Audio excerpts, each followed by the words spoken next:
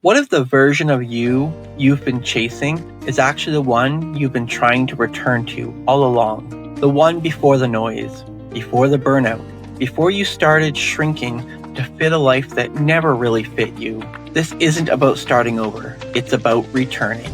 Returning to your soul, returning to your truth, the version of you that has always been meant to be. Each week, we're going to offer up real stories, hard-earned wisdom, and practical tools from powerful returns to help you reconnect with who you are and why you're here. I'm your host, Bryan White, and this is The Return Project. We're back with another episode of The Return Project. I'm your host, Bryan White, and today in this episode, we have the incredible pleasure and the honor of sitting down with John Templeton. He has a story that will blow your mind. He has done some really incredible stuff. He's had the chance to speak to people that, man, one day I dream of meeting, and off air we were talking about not putting them on a pedestal. We'll be definitely digging into some cool factors around that here shortly, but I want to get right into this conversation with John. John, thank you so much for joining us tonight. Brian, thank you for having me. I'm looking forward to it. I would love for you to basically open us up here with a little bit about yourself and where you started your journey from. How did you get to where you are today? Because you've done some really incredible stuff and taken your life to a direction that is now inspiring. You're coaching people, you're changing lives, you are a Guinness World Record holder. You've done some really cool stuff. Yeah, it's funny. All of the things that most people aspire to, they're not my proudest moments. My proudest moment is really overcoming the need to be successful. That is because chasing success was my biggest downfall. And so all of these achievements like the Guinness World Record, which I can absolutely talk about, those things were coming from a place within me of lack and not feeling worthy and not feeling good enough. So my true journey was the journey beyond the superficial layers of success, of having money, of having Guinness World Records, of speaking on stages beside some of my heroes. The real journey was into despair, really, into depression, into trying to figure out who the hell I am. It was like my second wind in life. My first wind was, I'm going to try and be as successful as I can across as many different things as I can, and I went hard as an athlete. I won national bodybuilding championships, and I used to train the special forces prior to that, so I excelled. I was a soldier in the military, really excelled there, excelled as an athlete. I started investing very young, and that served me really well. So from a young age, I had tasted success, and I had money, I was fit, I was healthy, I had achievements, and I had a level of respect from the community, you could say. But I got to a point when that wasn't fulfilling me. It was like more success just felt empty. More money did absolutely nothing for my emotional state of being. And I started to question life. Like, what is life for? And really, who am I? Who's John Templeton? Because all of this success had validated me, but I still felt empty. So I was like, this can't be it. And that's when the real journey started, which was into the depths of despair of who am I without my success? Who am I without validation? And it wasn't pretty. It was really ugly. It was, wow, I don't feel worthy. I don't feel good enough. I feel like I have to put on a front to be someone. I feel like my financial worth validated me. And I went through this huge existential crisis, lost my wealth, because I had no true self-worth. It was all like a front or a mask. When all of that, by my choice, I wanted to go, well, who am I beyond that? When I realized that it was all fake, my whole life crumbled because I had no self-worth. My self-esteem dropped, and I had to, for about 3 years, it was a 7-year period, but for about 3 years, it was really bad. I was really depressed. My self-worth was really low. I couldn't get out of bed. I would have anxiety and panic attacks. And that's when I really dove into psychology. I wanted to figure out what the hell was going on. Theology, so spirituality, looking into, I want to say, the greater purpose of life, beyond the superficial, beyond the success, and also philosophy. I wanted to see different perspectives and ways of looking at the world, and I combined those three forces, psychology, philosophy,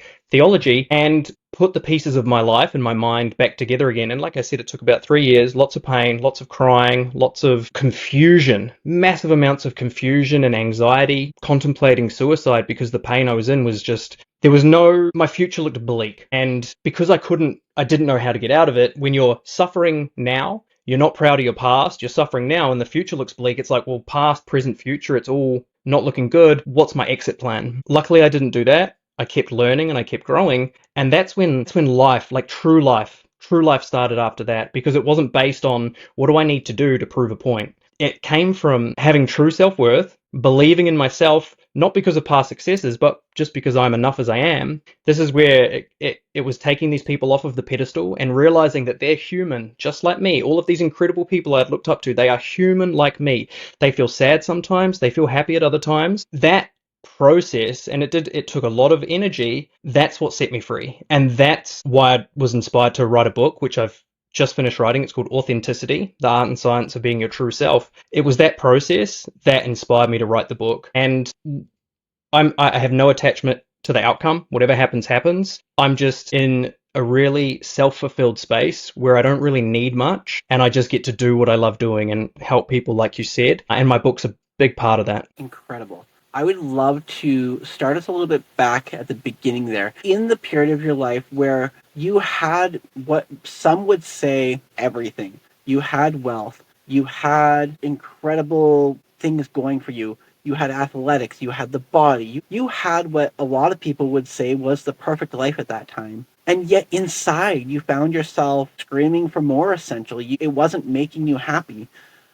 How did that two worlds really coincide in your life? How did you find those inner and outer world came clashing together at some point? I think myself, along with most other people, we don't really take much notice of the inner world. We don't really know what's driving us. We don't really know what our unconscious mind is doing. We don't really feel our feelings. So I didn't know it existed. I didn't know that my striving for success was coming from feeling not good enough deep within myself. I didn't know. I was just, going, and the big wound for me was validation. So everything I did was competitive. I was a great competitor because I wanted to win. Why? Because winning validated me. So the way these two worlds coincided, I moved into the coaching space because I saw it as an avenue that I could be more successful down. It wasn't because I wanted to help people. It was because I saw an avenue to make money, to be successful. So it was this same wound, you could say, this emotional wound driving me. But I started to really learn that in order to help someone else through coaching, it's about moving through emotional, like fear, for example. Fear stops everybody,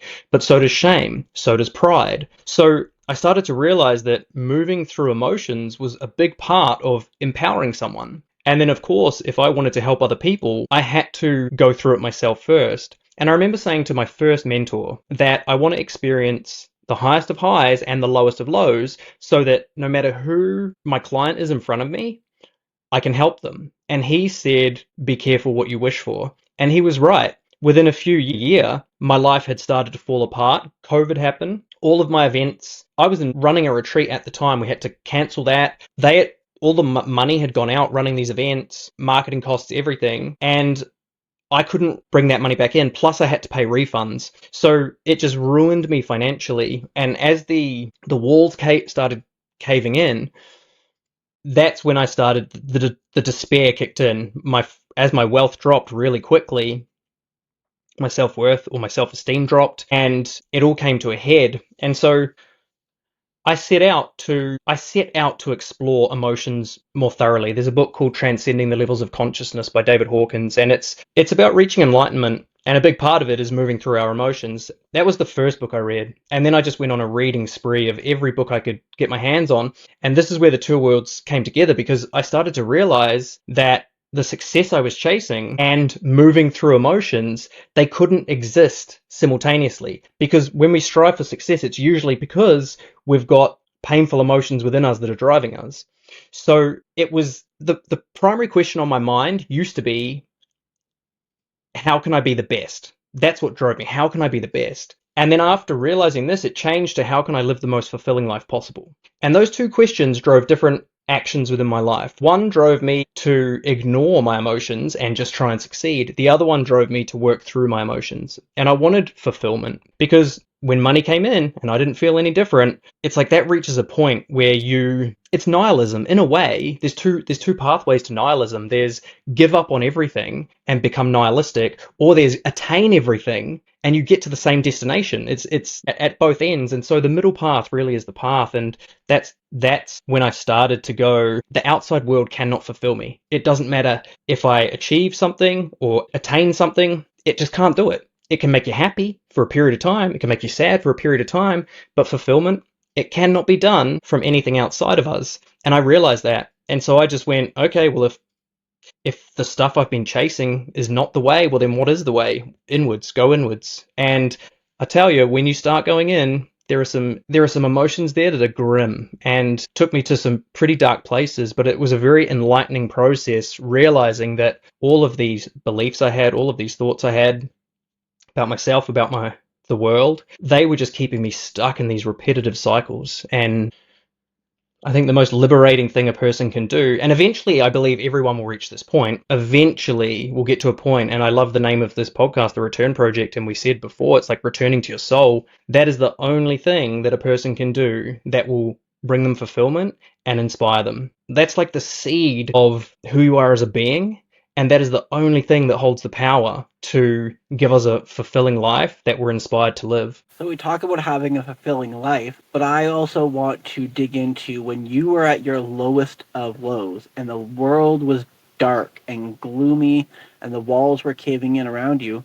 How did you see any of that fulfillment? How did you see any kind of light when you were in that dark space? The only thing that really got me through was knowing that other people had been through it. So I read books of people that had been through what I would call a dark night of the soul or an existential crisis. And all I had was trust that in their words that they had been through it and just to keep following this step-by-step process. So because it took so long, 3 years when you're in pain is a long time. You know, some people might say, 3 years, but when you're in pain, wow, each day was a slug. Some of those days, I remember I would have anxiety and panic attacks during the night. I would wake up with cold sweats, I would have nightmares, and then I would fall asleep somehow and I'd wake up in the morning. And as soon as I wake up, it was like I was drunk. I couldn't comprehend reality properly. And if someone's been through a spiritual awakening or an existential crisis like this, they'll understand it. A lot of people may not. So I'll try and frame it as best I can. It's like being drunk.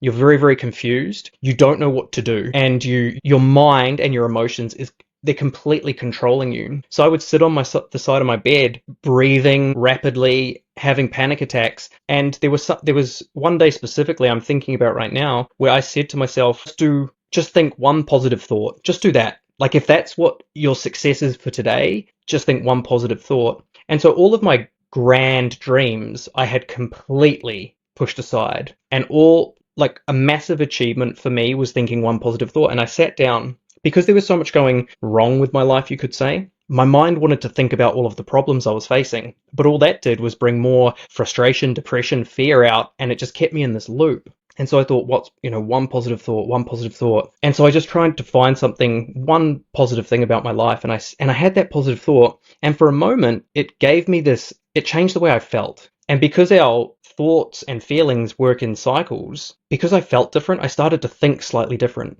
And that slight change in my psychology actually opened up potential for me to do something other than keep sitting in pain. And that day was the day that I realized the most important thing anyone can do, even in those dark times, is have control over their mind, their thoughts. It's the one thing all human beings, no matter who you are, what your situation is, it's the one thing you can control is what you think. And so those 3 years were really dark and there was no light, and many times there wasn't. And I can tell you some other horrific stories during that time, but reading the books and getting other people's insights who had been through it, that's what kept me going. And I will just share one thing really quickly. I worked with a therapist during this time. I worked with a number of therapists and they couldn't help me. And they couldn't help me because they hadn't been through it. And there was one lady particularly, and she was saying things and they just felt wrong to me. She was asking me to do things and they felt wrong. And I went upstairs into my bedroom and I sat in my sort of meditation chair. Because I was unsure what to do, I sat down and I meditated and I went, okay, how do I know that what she's saying isn't quite right? And that was an aha moment for me because I realized that there was like an inner voice inside of me saying to me that something's off here. So I sat and meditated and that inner voice started, I would say it was always there, but I was just so emotionally confused. I wasn't connected with it. And so what I started doing from that day on was just meditating more and connecting with that inner voice, because that inner voice was that started to become my guiding light, not other people's opinions. Because if you've ever looked for help, everybody has an opinion, and that can be confusing in itself. And so I started to just meditate a lot more, hours and hours each day. And that inner voice, that inner solitude, that started to be my safe space. And it was from that inner solitude that I started to gain control over my thinking, over my emotions, and then step by step, one step at a time, I could think clearly, rationally, and reasonably, and one step at a time, I started to make the changes in my life I needed to make. Loved what you said about there being the one thing you can control. When I found myself in a very dark place, one of my greatest tools that I always told myself every day was, what is the one thing I can control? When life felt like it was complete chaos and everything was out of my control, the one thing that brought me clarity and a bit of safety, I guess, was telling myself, what is the one thing today that I can control? And whether that was I made my bed in the morning or I had a couple of positive thoughts and spoke nicely, I always made sure the importance of what is one thing today that is in my control. From there, too, I love that you were talking about diving into meditation. That is one that has fascinated me, and it's been a very, very interesting self change. I've really enjoyed it. Before, when someone used to talk to me about meditation or anything like that, I'm not going to lie, I kind of looked at them like they had three heads. Until everybody that I aspired to look up to, that I was talking to, that I was spending time with, people who had been through the dark spaces were all talking about the power of meditation and their experiences with it. And so I decided to start trying it, opening my mind to it. And I don't know about you, but from the day that I started, even just a few minutes a day of meditation that has grown into a daily practice, has brought that clarity and calmness. And I'm going to call it the clearing of the brain fog. Yeah, that's the experience that your experience of seeing other people and going, well, there must be something in it. There must be something in this meditation thing if so many people are doing it. That's the exact experience I had, which is what drove me to it. But I meditated for years, and I'd been through professional, could say, courses or events learning how to meditate. But I came to the conclusion that really a true meditation is just sitting in silence and listening. I wouldn't even say listening, but being aware of what's going on inside you. When a person, because really our thoughts create our reality. And that's not woo woo. That's if you think something, you're going to have a feeling. Maybe you're excited or maybe you're fearful. If you're fearful, you're not going to do the thing. If you're excited, you're going to do the thing. So your thoughts create a feeling. Your feelings create an action. Either you avoid what you're fearful of or you seek what you're excited about. And then that leads to an outcome. And then you have another set of thoughts, another set of feelings, another set of actions, more outcomes. I say there are four aspects to a pattern of behavior: thought, a feeling, an action, and an outcome. And so we're being run by our patterns all day, every day. And it's our thinking that's doing it. And so until we can tame our mind, even look at it, figure out what thoughts we're having, because I would say for 99% of people, 99% of the time, their thoughts are unconscious. They're just happening, and their personality, their body is essentially running them. And so meditation then becomes the primary tool to stop and take control back of this system that's been running on autopilot, for most of people's lives. And it's tough to do. It's tough to do because I used to think that my to-do list was more important than my meditation. So I would wake up, I'd have my to-do list, I would get going. But what you don't realize is meditation allows you to take a step back, and it allows you to go, is this to-do list even what I want to be doing with my life? Like, that's a pretty great question. And not only that, is it the most optimal way of doing it? And am I actually present whilst I'm doing it? Or am I just a robot running on repeat, which is coming from a level of almost stress in the body to get things done all the time, but I'm not really fulfilled whilst I'm doing it or with what I'm doing in my life? So meditation allows us to take a step back. And there's a well-known quote or saying, which is, if you don't have time to meditate, it means you need to meditate. And there's science behind that, because when we feel positive emotions, time speeds up. So if we feel excited, time speeds up. When we feel negative emotions, time slows down. And so we can often think we don't have enough time. If anybody says, I don't have enough time in my life, that's because they're feeling a polarized emotion at that time. They're under some kind of stress, and either their time is... So negative emotions make you feel further away from your goals than they actually are. So our perceptions and emotions warp reality, right? So if we we have a negative perception and we're going to feel a negative emotion, like I'm in a bad situation right now, negative emotion comes out in that moment. and this is physics, space expands and space and time expand. And so we feel further away from our goals, and it's going to take us longer to get there. And so if you feel like your goals are unachievable, they're too far away, there's a negative emotion inside you. So it could be shame. You might not feel worthy or good enough. Usually shame or fear. That's going to do that. It's going to warp time and space. And if you've got positive emotions, your goals are going to feel close to you. So space shrinks and time shrinks. So there's less distance from point A to point B. And so you're going to feel unstoppable. Like you can get there really easily. Now, both of those are not true. Both of those are lies. And so even I don't believe in positive emotion, because positive emotion is an illusion that can trick us into thinking we're closer than we really are, or we're better than we really are. And as the saying goes, pride before the fall. Like if someone's proud, that's a positive emotion. It's not going to be too long until you trip up, because you've become complacent, because you're looking at reality through a lens that you're bigger and better than you actually are. And then life is going to humble you. So meditation allows us to go, well, what's my state? Am I in this positive state or this negative state? And it allows us to come back into our center, which is our true self, our authentic self. And then from that center point, time and space actually disappears. So instead of operating in always thinking about the future, compensating for the past, thinking about the future, we become present, we become grounded, we become inspired and enthused and really engaged in what we're doing, instead of trying to get through this to-do list and doing all of the things we think we need to do that never really fulfill us. So meditation is that tool to bring us into timelessness. And you'll find it's the flow state. It's when you're the most creative. You'll have ideas that solve all of the problems you've been facing. Like you'll get this inspiring idea come into your mind, this insight. And it's like having one powerful domino that knocks down all of the other dominoes. I say to people, one moment of creative genius trumps infinitely uncreative hard work and forceful effort.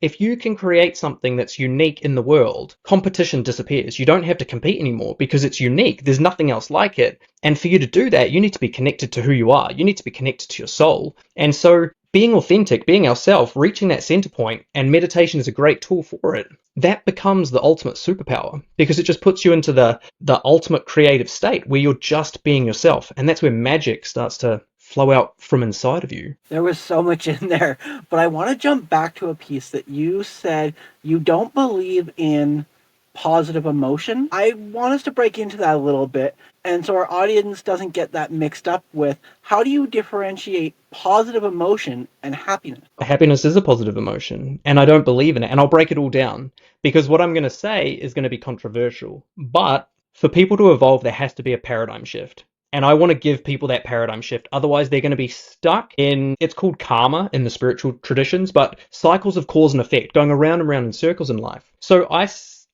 say I've created a tool called the map of emotion, which is all in my book. And there are 8 primary emotions. And each of those 8 is polarized with an opposite. So they're paired up. So there are 4 pairs totaling 8 emotions. There's a negative emotion with a positive emotion. So I'll go through the 8 emotions. And all of them are based on our perceptions. So if we're perceiving ourselves, okay, to be better than we are, we're going to experience pride. If we perceive ourselves to be worse than we are, we're going to experience shame. Okay, so pride and shame are the first 2 polarized emotions. Now, if we're looking into the future and we're judging the future and we think the future is going to be worse than it is, we're going to experience fear. If we think it's going to be better than it is, we're going to experience excitement. So now we're looking to the future with either fear or excitement based on our perceptions of it's going to be worse than it is or better than it is. Imagine those 4 emotions make a cross, like a plus symbol. Okay, pride at the top, shame at the bottom, fear on the left-hand side, excitement on the right-hand side. So we've got 2 positive emotions, 2 negative emotions. So they're the first 4. And they're our perceptions of ourselves and our perceptions of the future.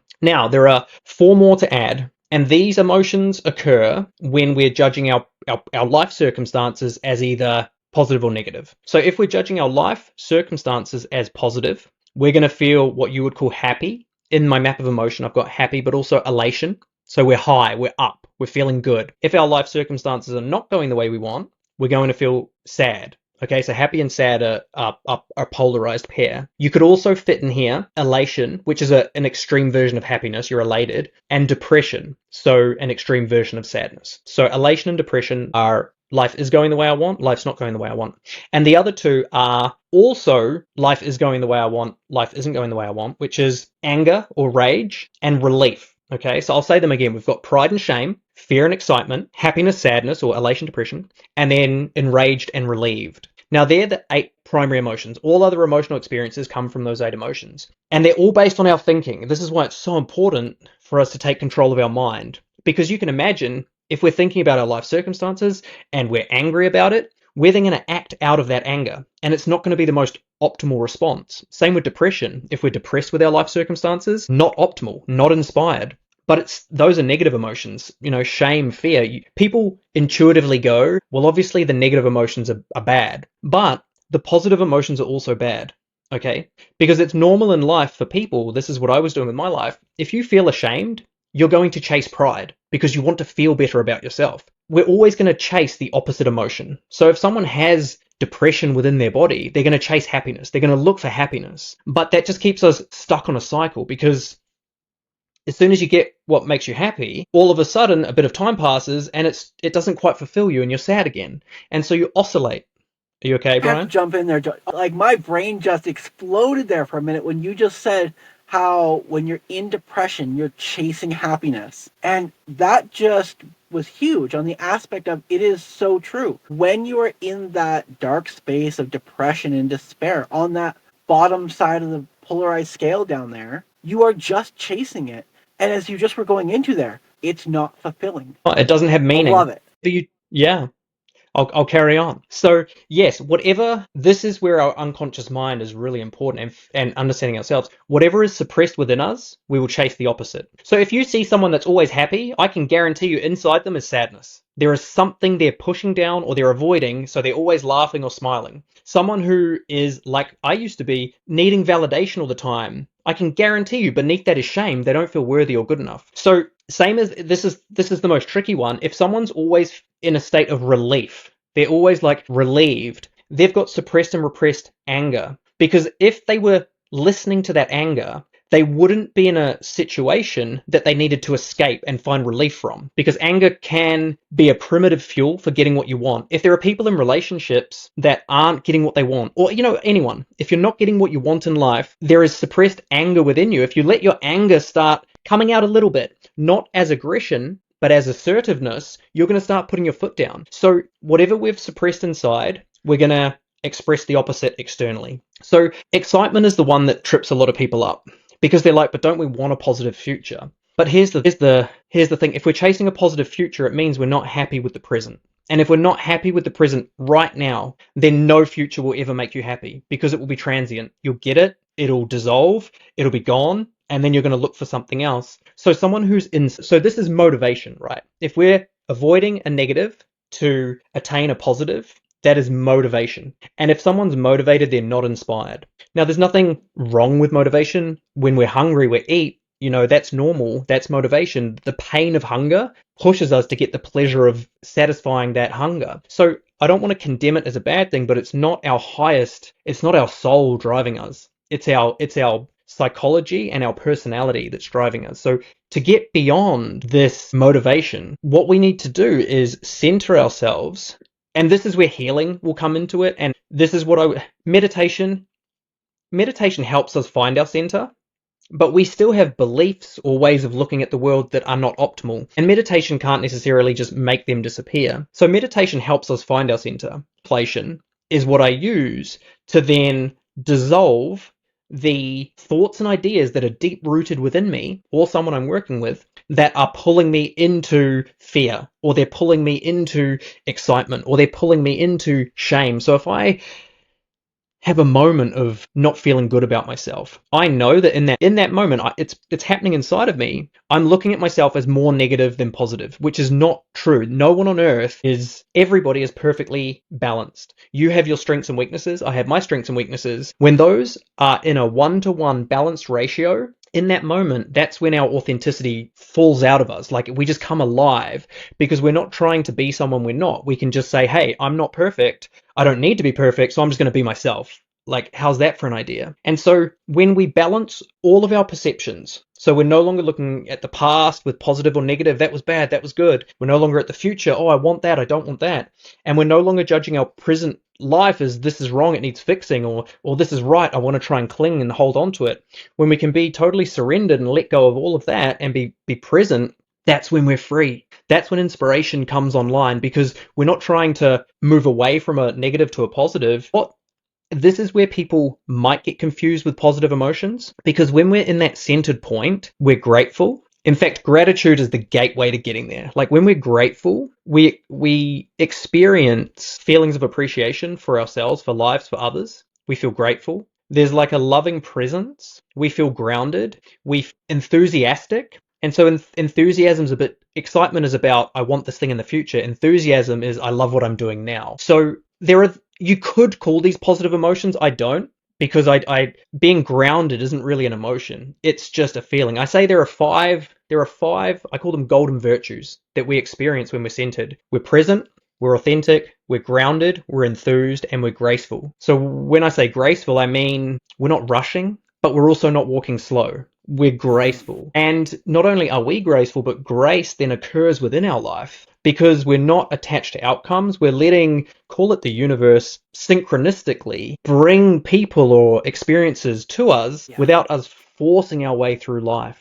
So I hope that it helps explain why I don't believe in positive emotion. I think it's the biggest trap that we get stuck in. It absolutely does. And it was really fascinating that you were talking about how the universe gets synchronized with us when we are in that centered space. One of the things I find for myself in a very large way is when I am being centered within myself and when I am in that present space, things just fall, I don't want to say they fall into place, but they do. Doors open, opportunities come, things in a positive format show up. When I'm out of sync and I am not following anything within my values, my morals, myself, that's typically when really awful stuff starts to happen, when negative things are attracted to me. I always find it is a big red flag for myself. When I start to notice things going sideways, I have to look at them a little bit and go, is this just stuff going sideways out of my control? Or is there something that I've attracted to this? Like, am I out of place, not walking in alignment to have attracted this? So it's really fascinating that we sit here talking about synchronicity and being in the moment, because it is. When you are able to put yourself in that space, the things you put into the universe are attracted to you. The things you put out, typically the negative, positive, come to you. But the other space that I want to jump into here, because it's got my brain really curious, is there a difference to you on the positive emotion to a positive energy? I can be centered and focused and show up with a very positive energy. Is that different than a positive emotion? That comes down to your definition. In my book, I talk about, so there's positive and negative, which I teach as, I call it the lower mind, or the lower self, is avoiding the negative, chasing the positive emotions. And then the higher mind, or the higher self, is empowered. So I've got, if you're disempowered, that's when you avoid negative, chase positive. If you're empowered, which is what you're sort of saying is a positive state or feeling, then you're not chasing. You're not chasing. So horizontally, positive, negative; vertically, disempowered, empowered. So I would say you're in a disempowered state at the bottom, and you're in an empowered state at the top, but I wouldn't call the empowered state positive. Although if that's how you define it, that's entirely up to you. The reason I don't is because I don't want to confuse people. I say disempowered people will chase positive and avoid negative. Empowered people, they're present. They're focused on their purpose, on their mission, they're inspired, they're doing what they love now. So that's how it's semantics. That's how I define it. I love it.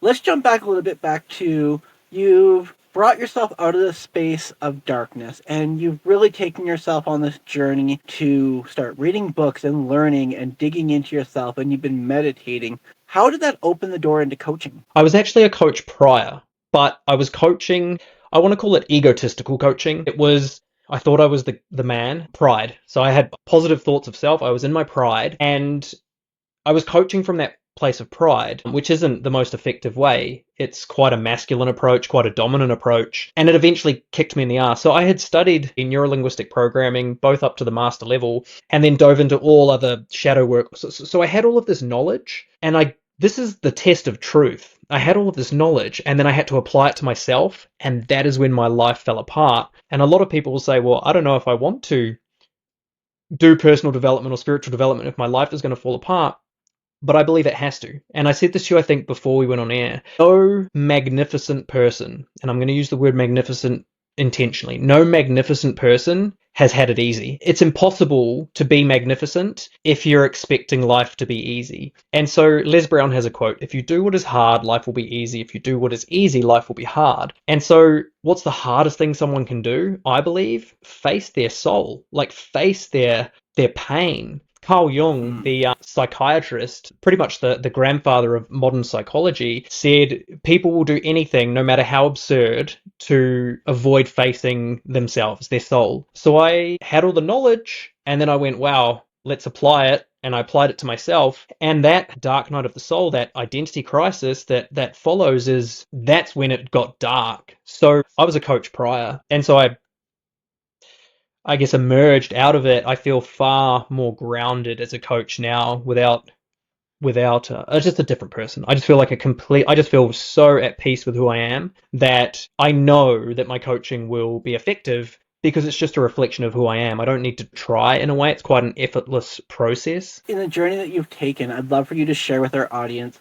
some of the really exciting highs that you have had. What are some of the moments that this journey has taken you and allowed you to do? What doors have opened for you? One of the biggest doors that open is quite a cool story. So I was running a retreat in Bali, in Indonesia, and I had a budget for the retreat. And so I started to look for guest speakers to come in and help me facilitate. And one of them his name's Joel Brown, relatively well known in that space, but his speaker fee was a large chunk, so it would have eaten into a lot of the budget. And I took a leap of faith and thought, if you want to play with the big dogs, like, put your money where your mouth is. So I said, yeah, I'm keen for you to come and help me run this retreat. So he said yes. So it was cool. I was in Bali getting the retreat prepped. COVID hit. I had to get out quickly, otherwise who knows what would have happened. He was in Morocco, and I'd never met the guy, just online. And I said, look, retreat's off. I'm going back to the Gold Coast, Australia. So I went home, and he's like, well, I'm stuck in Morocco. I can't get out. And so I just thought, to be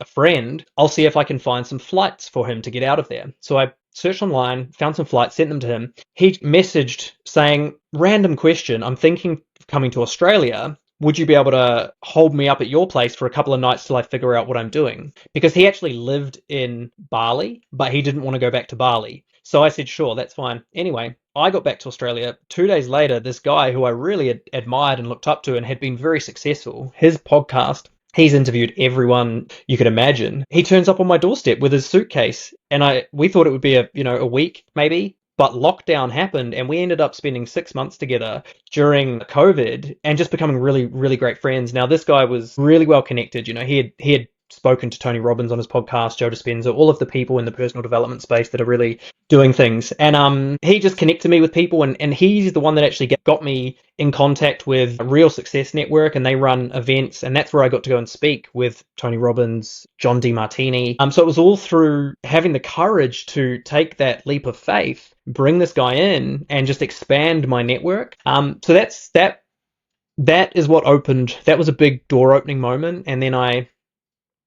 from there, I one thing leads to another. Once you have one, you could say, success under your belt, no one can really take that away from you, unless it's not real, but no one could really take that away from you. And then just slowly you start building credibility. And it usually happens when you're just not expecting it to happen. If you're trying to force it to happen, that's when it usually doesn't quite go right. But there was no plan or intention. This guy just showed up. He had a big network. We just got along really organically, and the opportunities from there flowed. If you could take one piece of the greatest tidbit of advice that you've been given along your journey to share with somebody, what would that be? I said it before. If you do what is easy, life will be hard. But if you do what is hard, life will be easy. I used to say when I was a soldier that I didn't believe in the easy road. The hard road was the easy road, because if it doesn't kill you, whatever doesn't kill you makes you stronger. I think Fred Nietzsche said something similar. I really believe that by facing the thing we're most scared of, that is the path. So if we can just continually reorientate ourselves towards the thing we don't want, which sounds absolutely counterintuitive, and step into that fire, that's when we learn the most about ourselves, because life's purpose is really a spiritual purpose, which is to become everything that we can become. And so the only way that happens is by facing challenges. So I would say, this isn't really a little snippet of advice, but turn and face the thing you're scared of, confront it, because that's where maximum growth happens, and that's also where maximum fulfillment happens on the other side of doing that thing that you were scared of. Wow. John, there's been so much in our conversation that has made me rethink a few things, and I've loved some of the huge nuggets that you've dropped here. But this seems like a really great place to bring our conversation full circle. And at the end of every one of my podcasts, I like to pose a really personal question. So I pose to you, John, my question is, what is your definition of truly living your best life? Doing what you want to do. That might not make sense to people because, of course, it's like doing what you want to do. So what do I mean by that? The true you has an inspired reason for being on this earth. The true you has a purpose. And so I believe the highest form of, call it success, but living the best life involves three things. And that is following our aspirations. That's the first thing. And an aspiration is, it's not ambition. It's not about what we do or what we achieve or what we have. It's about who we are. So our aspirations are about who we are. So the first part is being the person, being our best character, being virtuous. That's the first thing.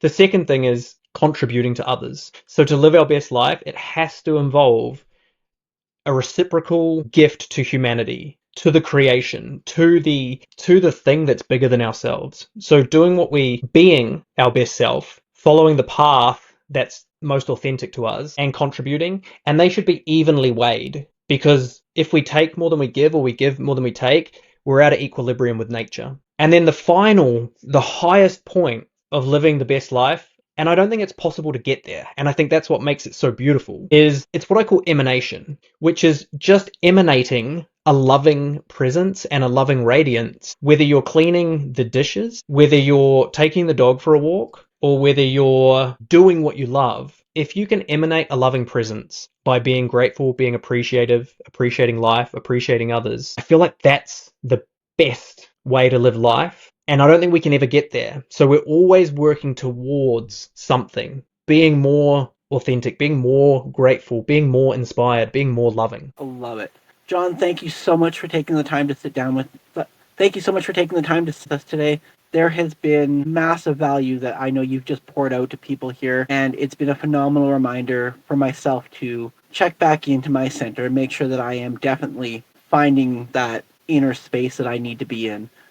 So, John, thank you so much. My pleasure. Thank you for having me. That's a wrap on today's episode. A heartfelt thank you to our guests for showing up with honesty, depth, and wisdom. And thank you for listening in. I hope something in this conversation stirred something in you, a memory, a reminder, or maybe even a return to a part of yourself that's been waiting. If you enjoyed this episode, can I ask a quick 30-second favor? Share it with someone you know, someone who might need to hear this message too. And don't forget to explore past episodes. There's so much more waiting for you there. Until next time, I'm your host, Bryan White, and this is The Return Project.